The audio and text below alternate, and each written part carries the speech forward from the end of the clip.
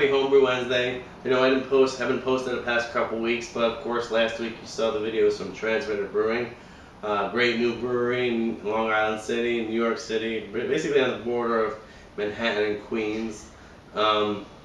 So they saw there in the pour clip, I have here, I poured myself a bottle of Firestone Walker's Pivo Pilsner, a hoppy German Pilsner. So I'm brewing today, as some of you may have seen online, or I may have told you online my plans. I'm brewing a beer inspired by the beer. There's a lot of opinions online, you know, what the malt bill is, what the hop bill is. Some people, one place I read, you know, someone said they use 100% Pilsner malt, which I could see because the beer is clear and extremely light. With my homebrew setup, I wanted to guarantee myself a little bit more malt character, so I had some Vienna, Dutch of Munich, about 6 ounces, and a touch of aromatic malt also, just because I did a step mash, not a decoction mash. Of course, all the footage from Brew Day will be part of next week's Homebrew Wednesday, or a separate video in general. Maybe not a Homebrew Wednesday, just because I'm filming this, you know, a week in advance on Wednesday while I'm brewing, so I might not want to wait to post it till then. But anyway, but in terms of the closeness to the clone, being a clone, as I'm using the same hops of Magnum for bittering, and then Spalt Select and Saphir for the aroma and flavor. One of the recipes I saw, there's no Saphir in the beer at all. It's all Spalt for flavor and aroma, and then dry hopping with Saphir. But I decided to add both in the boil and only Saphir in the dry hop. So let's go ahead and taste it. Cheers.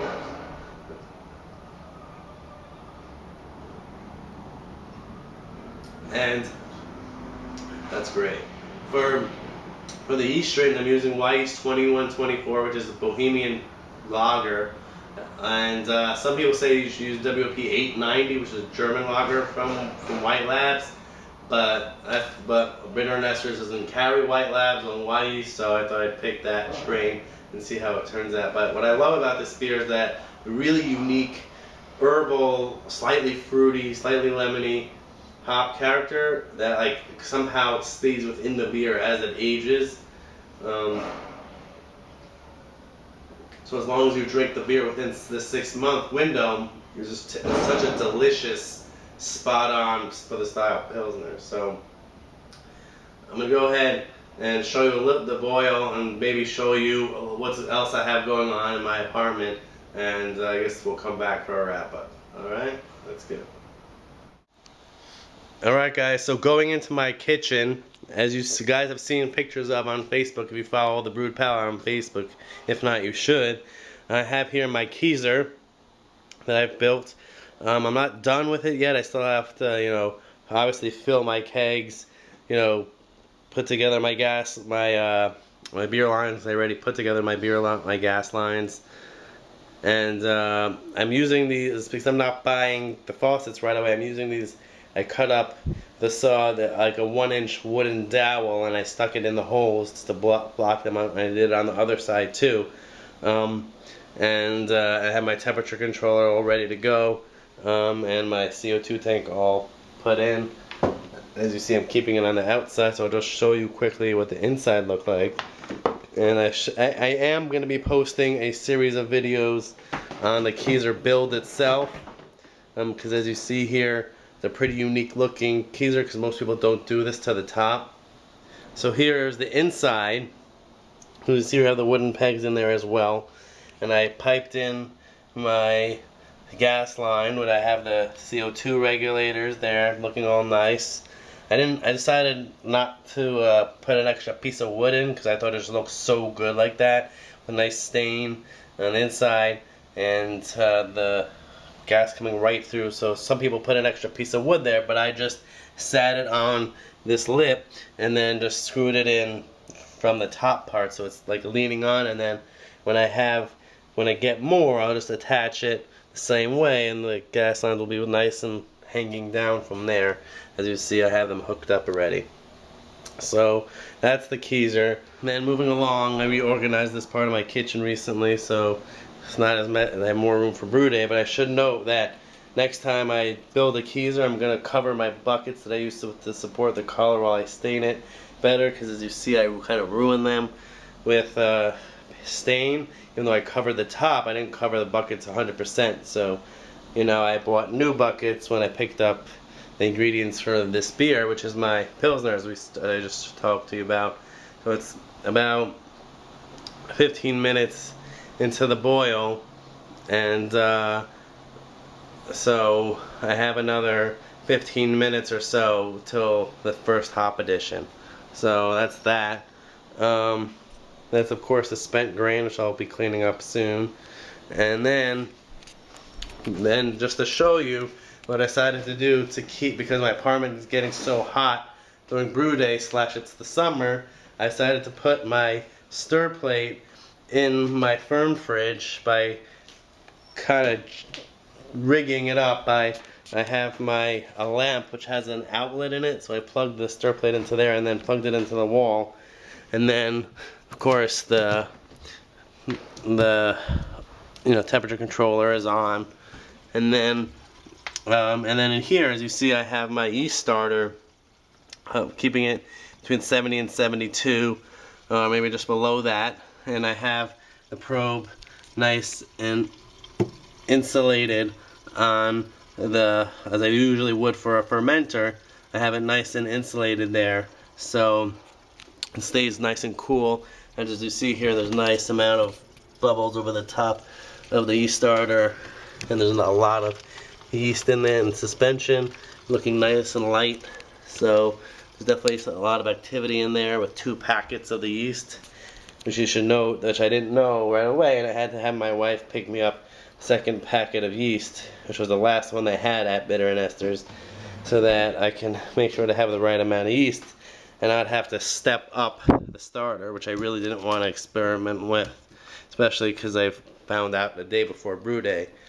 So then lastly, an update on my saison. I did bottle the 3 gallons, the 2.5 clean gallons, and as you see here in my maze of beer in my apartment hallway with all my empty bottles, this box in here is where all the 24 bottles I got. I got a full nice case, so I definitely bottled 2.5 gallons. And then here is where I'm keeping the Brett version on, just so it's as far away from the kitchen and everything else in my apartment as possible. Is the Brett version, which it went crazy and pushed most of the apricots up to the top, and is still, hasn't formed a pellicle yet. Over time it'll, settle and the apricots will drop out and form a pellicle, but that could take a few months. So luckily only a little apricot got back up onto the neck during the crazier part of, the Brett primary fermentation, even though this is technically secondary. And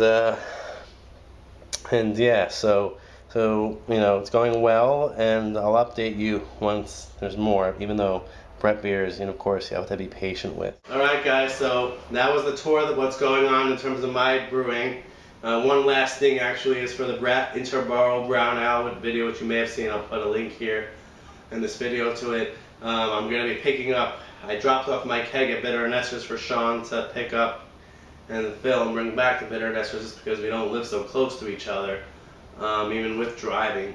So I'll pick that up this weekend or latest Monday, put it in the keezer, carb it up, and then drink on it when it's ready, and then of course show you guys a special video of me pouring my first beer out of the keezer. But otherwise, that's all that's going on. I have my Pilsner brewing now, my saison conditioning in the bottles, and in the secondary with the bread and apricots, and the brown ale almost ready to be my first beer on tap in my new keezer. And I shouldn't, before we go, actually, I don't know how I forgot this, but the SJ4 challenge, so about the finals, I've started